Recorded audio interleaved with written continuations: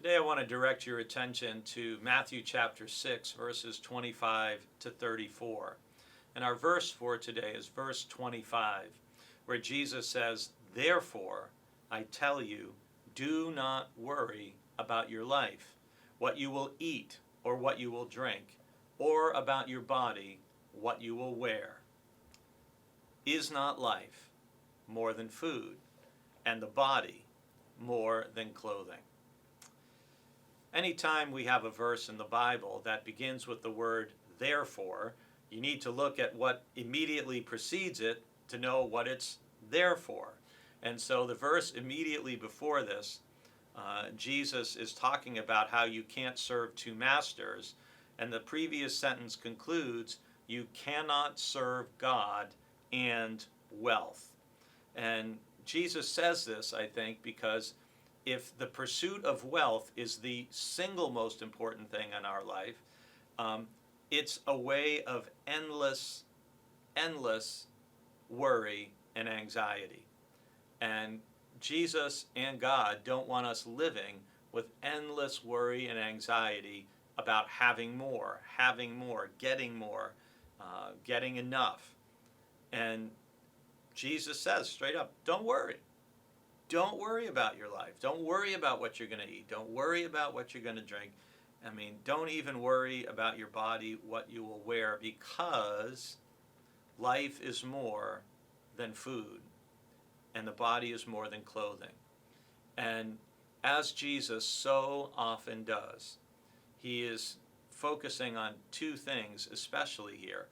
First of all, those of us who are people of God are called to trust God and to live in trust, not to live in worry and anxiety. Now, lots of people will say, in God I trust, in God we trust is on the currency of the United States since the 1860s. But do we really trust God? Do our actions, does our life really reflect that I'm trusting God in this situation, whatever it is that I'm facing today, whatever you're going through?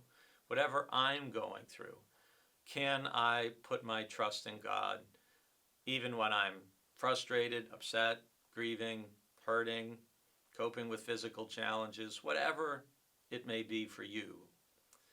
Can I trust God today and lean into trust rather than worry and anxiety? Because in this passage, I spoke about my mom yesterday in bread. My mother really didn't like this passage. My mother read the Bible, knew the Bible. She didn't like this passage at all because my mother, as she would say, worried about everything. And when I told my mother, "Mom, you're sinning because you're worrying so much," she didn't exactly appreciate that from her youngest child.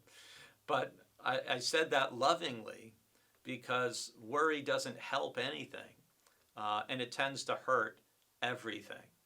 And Jesus invites us not to worry, but to live in trust and dependence upon God, and to believe that God knows what we need, even before we express it in prayer or think it ourselves.